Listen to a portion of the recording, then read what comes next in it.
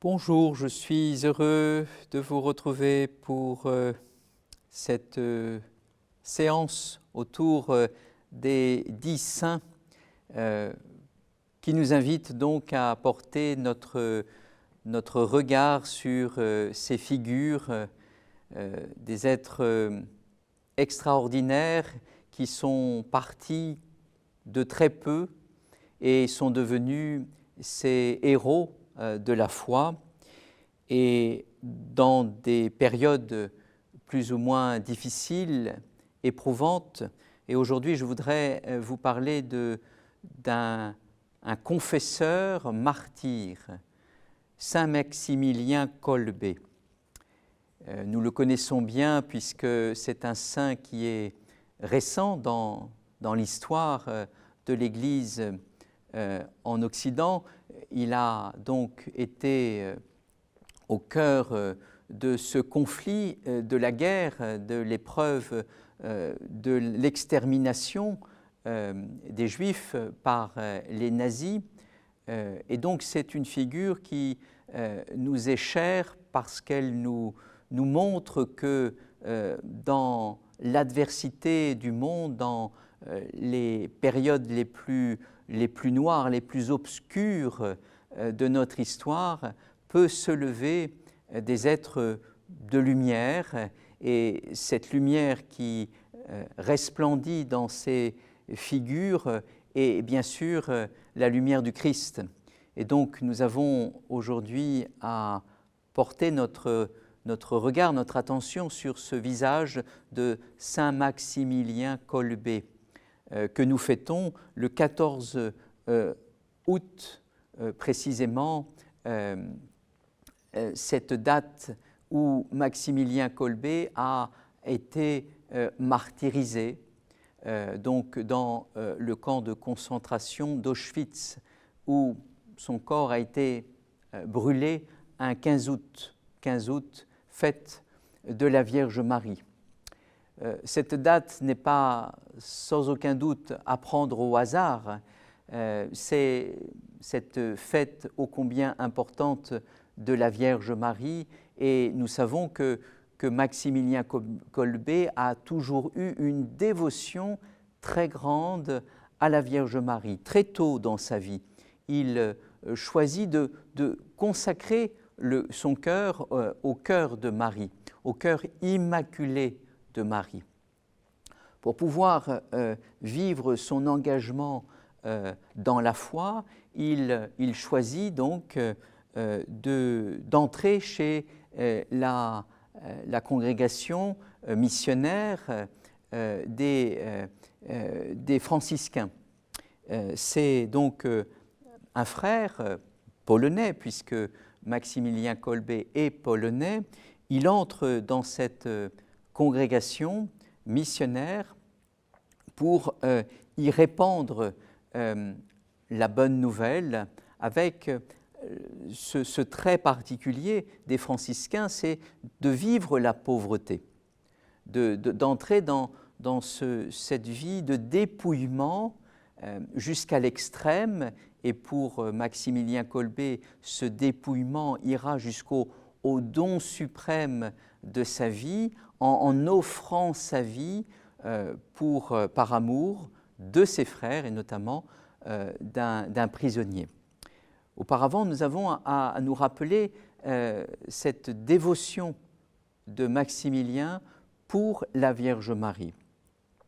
Entré chez les franciscains, très vite, parce qu'il est doté d'une intelligence particulière, il aura préparé donc une thèse de doctorat à Rome. Il sera donc très attaché à l'écriture, à l'expression. Il va très vite s'entourer de compagnons qui vont en Pologne établir un monastère. Le monastère de l'Immaculée, la Mère Immaculée de Dieu. Dans ce monastère, pour Maximilien, il s'agit avec ses compagnons de répandre cette dévotion mariale, Marie par laquelle le Christ est donné.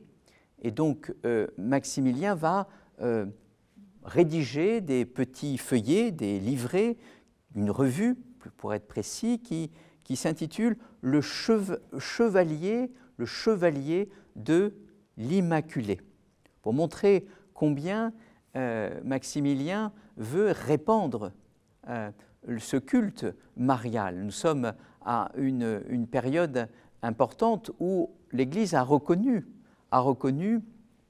le trait de cette Vierge immaculée, et dans son Assomption, il s'agit donc de répandre ce culte dans le monde. Et pour cela, Maximilien, comme missionnaire, va aller jusqu'en Orient, l'extrême-Orient, jusqu'au Japon, où il va implanter là-bas, près de Nagasaki, une communauté, un monastère, pour précisément étendre donc le message de la Vierge Marie aux confins donc du monde. Une fois donc ce monastère érigé au Japon, Maximilien retourne donc en Pologne, et donc il va ensuite franchir une seconde étape, une dernière étape, ô combien éprouvante et définitive, qui est celle de donner sa vie dans les camps de concentration. Alors Maximilien a été donc béatifié, puis canonisé, comme c'est le cas pour la procédure de canonisation. Il faut d'abord être béatifié, puis ensuite canonisé. La béatification implique qu'il y ait un miracle. Et la béatification de Maximilien donc s'est faite autour d'un trait de sa personne, et donc Maximilien a été reconnu comme confesseur. Il a donc confessé sa foi dans le camp de concentration d'Auschwitz. Il n'a pas été reconnu d'emblée comme martyr, mais confesseur. Un trait important de l'engagement du saint. Le saint qui donne sa vie jusqu'au martyr, mais cela implique d'abord le témoignage de foi. Ce témoignage de foi, il le vécut, il a pu le donner, tout d'abord en étant proche des prisonniers qui étaient bien sûr éprouvés dans leur foi même, dans leur existence. Donc le confesseur Maximilien qui soutient et porte dans sa prière l'épreuve de la mort, de l'extermination. Puis ensuite, il offre sa vie pour sauver un homme qui était père de famille de la mort. Cette condamnation d'une dizaine de prisonniers avait été donc décidée par les nazis après la tentative d'une évasion d'un prisonnier. Et donc Maximilien va demander à être pris pour subir la sentence et être exécuté, afin de permettre à un père de famille de retrouver donc la liberté après que le camp eût été libéré par les Alliés. Maximilien est donc aussi un martyr. Donc le martyr, c'est celui qui qui livre sa vie, qui s'unit corps et âme dans le fait de lui enlever sa vie, il s'unit au Christ. En quelque sorte, le martyr, qui est en pleine communion avec Jésus, reprend dans cette communion au Christ les paroles mêmes du Christ, qui dit « Nul ne prend ma vie, c'est moi qui la donne ». Le martyr ne subit pas la mort, il est dans l'offrande de sa vie. Il vit du Christ, il vit de l'Eucharistie. Il est celui qui livre sa vie dans le Christ par amour du Christ. Il ne retient pas sa vie, il la donne. Et donc, on considère aussi Maximilien dans Kolbe, dans l'offrande de sa vie, on le reconnaît comme martyr.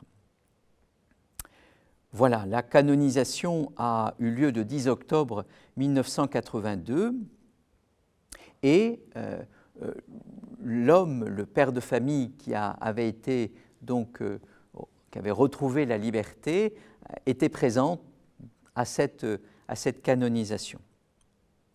Donc nous pouvons, à l'occasion de l'évocation de cette figure de saint, nous pouvons prier aussi, nous rappeler que beaucoup de nos frères et sœurs chrétiens sont vraiment dans cette logique d'amour, qu'ils donnent leur vie à la suite du Christ comme une offrande pure et ils deviennent, en devenant martyrs, ces germes de vitalité, de vie pour notre Église. Il y en a beaucoup.